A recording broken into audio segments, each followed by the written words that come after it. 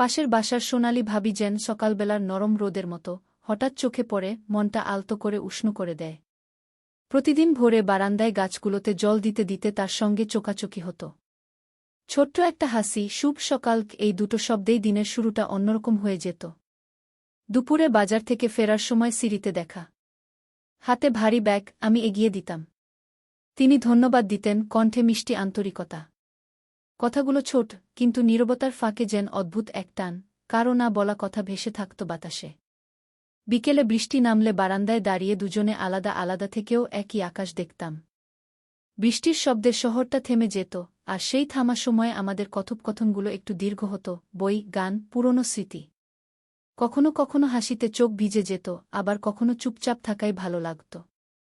রাতে লিফটে হঠাৎ দেখা হলে আলোধারিতে কয়েক সেকেন্ডের নীরবতা, হৃদস্পন্দনটা যেন নিজের কানে শোনা যায়। দরজা খুলে গেলে আমরা নিজেদের জগতে ফিরে যেতাম, কিন্তু সেই কয়েক সেকেন্ড সারাদিনের জন্য রেশ রেখে দিত। এভাবেই প্রতিদিনের ছোট ছোট মুহূর্তে জমে উঠত এক নিঃশব্দ রোমাঞ্চ। কোনো বড় ঘোষণা নয়, কোনো সীমা লঙ্ঘন নয়, শুধু সম্মান আর সংযমে মোড়া এক অনুভূতি, যা জানত সবকিছু না বলেও কিছু অনুভব করা যায়। পাশের বাসার সোনালি ভাবিকে প্রথম লক্ষ্য করেছিলাম এক নিরিবিলি সকালে। শহর তখনও পুরো জাগেনি। বারান্দায় দাঁড়িয়ে তিনি গাছের পাতায় জল ছিটাচ্ছিলেন, আর সূর্যের আলো সেই জলে লেগে রূপলি ঝিলিক তুলছিল। চোকাচোকি হতেই তিনি মৃদু হেসে বলেছিলেন, ভালো আছো? সেই হাসিটা যেন দিনভর মনে লেগে থাকত। এরপর থেকে দেখা হওয়াটা নিয়মে পরিণত হল। সকালে বারান্দা, দুপুরে সিঁড়ি, বিকেলে ছাদ, জায়গা বদলালেও অনুভূতিটা একই থাকত। কথা বলতাম খুব সাধারণ বিষয় নিয়ে, নতুন গাছ, পুরনো গান, শহরের যানজট। কিন্তু কথার ফাঁকে ফাঁকে এমন এক নীরবতা জন্ম নিত, যেটা অস্বস্তিকর নয়, বরং আরামদায়ক। একদিন তিনি বললেন, ছোটবেলায় নাকি বৃষ্টি দেখলে জানালার পাশে বসে কবিতা পড়তেন। আমি অবাক হয়ে শুনছিলাম। সেদিন সন্ধ্যায় বৃষ্টি নামতেই দুজনে আলাদা বারান্দায় দাঁড়িয়ে পড়লাম, একই বৃষ্টি, একই আকাশ। তিনি দূর থেকে বললেন, শুনছ? বৃষ্টির শব্দের দিকে ইঙ্গিত। আমি মাথা নেড়ে হেসে ফেললাম। কথাটা ছোট, কিন্তু সেই মুহূর্তটা বড় হয়ে রইল। সময় এগোতে লাগল। কখনো লিফটে দেখা, কখনো বাজারে। তিনি তার হাতে কেনা জিনিস দেখিয়ে মতামত চাইতেন, আমি আমার পড়া বইয়ের কথা বলতাম। আমাদের কথোপকথনে কোনো তাড়াহুড়া ছিল না। যেন দুজনেই জানতাম, এই ধীরতাটাই সুন্দর। এক সন্ধ্যায় বিদ্যুৎ চলে গেল। পুরো ফ্ল্যাট অন্ধকার। সিঁড়ির কাছে হঠাৎ দেখা হল। অন্ধকারে কণ্ঠটা আরও নরম শোনাল। তিনি বললেন, আলো এলে আবার কথা হবে। কি আলো এলো ঠিকই, কিন্তু সেই অন্ধকারের কয়েক মিনিট যেন আলাদা করে মনে গেঁথে গেল। দিনের পর দিন এভাবেই চলতে লাগল, কোনো স্পষ্ট স্বীকারোক্তি নয়, কোনো সীমা পেরোনো নয়। তবু প্রতিটি দেখা, প্রতিটি হাসি, প্রতিটি নীরবতা আমাদের ভেতরে আলাদা এক উত্তেজনা তৈরি করত, যা চিৎকার করে নয়, ধীরে ধীরে হৃদয়ে বসে যেত। এক রাতে বারান্দায় দাঁড়িয়ে তিনি বললেন, কিছু অনুভূতি না বললেও ঠিক বোঝা যায়, তাই না? আমি কিছু বলিনি। শুধু দূরের আকাশের দিকে তাকিয়ে রইলাম। নীরবতার মধ্যেই যেন সব কথা বলা হয়ে গেল। পাশের বাসাটাকে আমি আগে তেমন খেয়াল করিনি। মানুষ আসে যায়, জানালা খোলে বন্ধ হয়, সবই শহরের চেনা দৃশ্য। কিন্তু এক সকালে হঠাৎই দৃশ্যটা বদলে গেল। বারান্দায় দাঁড়িয়ে তিনি গাছগুলোতে জল দিচ্ছিলেন। নামটা তখনও জানা ছিল না, পরে জেনেছি, সোনালি ভাবি। সূর্যের আলো পাতায় লেগে ঝিলিক তুলছিল, আর সেই আলোয় তার মুখটা যেন আরও শান্ত লাগছিল।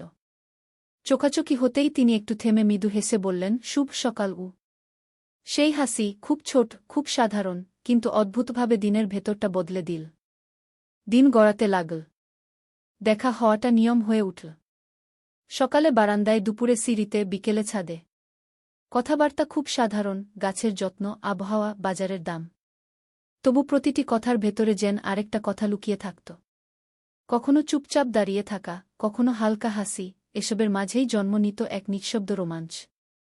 বর্ষা এলে শহরটা একটু ধীর হয়। এক বিকেলে হঠাৎ বৃষ্টি নামল। আমি বারান্দায় দাঁড়িয়ে আকাশ দেখছিলাম। পাশের বারান্দা থেকে ভেসে এল তার কণ্ঠ, বৃষ্টি কি তোমারও ভালো লাগে?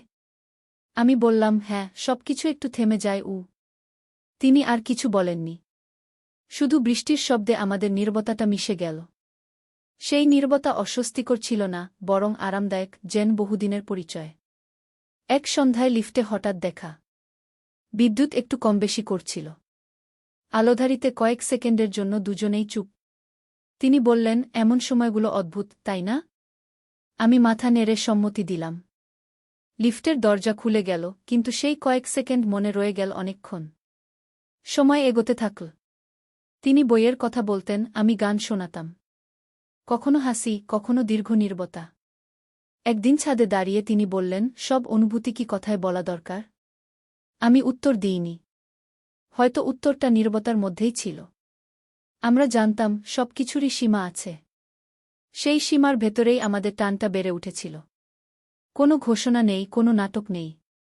শুধু সম্মান, সংযম আর গভীর বোঝাপড়া। প্রতিদিনের ছোট ছোট মুহূর্ত, এক কাপ চা, এক টুকরো হাসি, একবার চোখাচোখি, এই দিয়েই গড়ে উঠেছিল এক আলাদা জগৎ। এক রাতে আকাশ ছিল পরিষ্কার। বারান্দায় দাঁড়িয়ে তিনি হঠাৎ বললেন, কিছু সম্পর্ক শব্দ ছাড়াই বোঝা যায়। আমি তাকালাম আকাশের দিকে। তারা ঝিলমিল করছিল। কোনো উত্তর দিলাম না।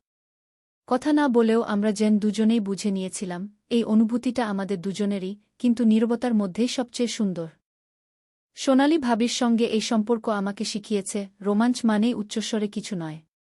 কখনো কখনো সবচেয়ে গভীর উত্তেজনা থাকে ধীরতায়, সম্মানে আর নাবলা অনুভূতির ভেতর। দিনগুলো চলে যায়, মুহূর্তগুলো থেকে যায়, নীরব, উজ্জ্বল আর স্মৃতির মতো দীর্ঘ। নতুন বাসায় ওঠার পর পাশের বাসাটা আমার কাছে ছিল শুধু একটা দেয়াল। এক সকালে সেই দেয়াল ভেঙে গেল, বারান্দার ওপাশে দাঁড়িয়ে থাকা এক নারীর হাসিতে। গাছে জল দিতে দিতে তিনি আমার দিকে তাকিয়ে হেসেছিলেন। নাম তখনও জানা ছিল না, কিন্তু অচেনা হয়েও পরিচিত লাগছিল। কয়েকদিন পর লিফটে দেখা। তিনি নিজেই বললেন, আমি সোনালি গো। নামের সঙ্গে মুখটা এমনভাবে মিলে গেল যে আর আলাদা করে মনে রাখতে হল না। নাম জানার সঙ্গে সঙ্গেই দূরত্বটা অল্প কমে এল, অদৃশ্য কিন্তু অনুভবযোগ্য। সকালগুলো অভ্যাস হয়ে উঠল। বারান্দায় দেখা, শুভ সকাল বলা, অল্প হাসি। দিনের শুরুটা যেন ঠিকভাবে শুরু হতো তখনই। কেউ কাউকে খুঁজত না, তবু দেখা হয়ে যেত। এক বিকেলে ছাদে দাঁড়িয়ে কথা হলো অনেকক্ষণ। বই, পুরনো গান, শহরের ক্লান্তি। তিনি বললেন, সংসারের মাঝেও নিজের মতো করে বাঁচার কথা। আমি শুনছিলাম, শুধু কথাই নয়, তার ভেতরের মানুষটাকেও। বৃষ্টি নামল হঠাৎ। দুজনেই আলাদা বারান্দায় দাঁড়িয়ে। তিনি বললেন, বৃষ্টি মানুষকে সৎ করে তোলে। আমি জিজ্ঞেস করিনি কেন। কিছু কথা প্রশ্ন ছাড়া থাকাই ভালো। বিদ্যুৎ চলে গেলে লিফট থেমে গেল কয়েক মিনিট। আলো কম, কথা কম। নীরবতায় শুধু শ্বাসের শব্দ। ভয় নয়, অদ্ভুত এক শান্তি। আলো এলে আমরা আলাদা পথে গেলাম, কিন্তু অনুভূতিটা সঙ্গে রইল। আমরা কখনো সীমা ভুলিনি। জানতাম সব অনুভূতির পরিণতি হয় না। তবু সেই সীমার ভেতরেই যত্ন করে বড় হচ্ছিল একটা টান, যাকে নাম দেওয়ার দরকার পড়েনি। শীতে চায়ের ধোঁয়া ওঠে। এক সন্ধ্যায় তিনি এক কাপ চা বাড়িয়ে দিলেন। হাত ছোঁয়নি, তবু মুহূর্তটা গা হয়ে রইল। কিছু স্পর্শ না করেও কতটা কাছাকাছি আসা যায়, সেদিন বুঝলাম। এক রাতে তিনি বললেন, তুমি কি কখনো ভাবো, কিছু অনুভূতি যদি অন্য সময় হতো? আমি উত্তর দিইনি। কিছু প্রশ্নের উত্তর না থাকাই সবচেয়ে সত্য। দিন বদলাতে লাগল। কাজ, ব্যস্ততা, দায়িত্ব। দেখা কম হল, কিন্তু চোখাচোখি হলেই সব আগের মতো। কিছু সম্পর্ক নিয়মে চলে না, স্মৃতিতে চলে। একদিন জানালেন, হয়তো বাসা বদলাবেন।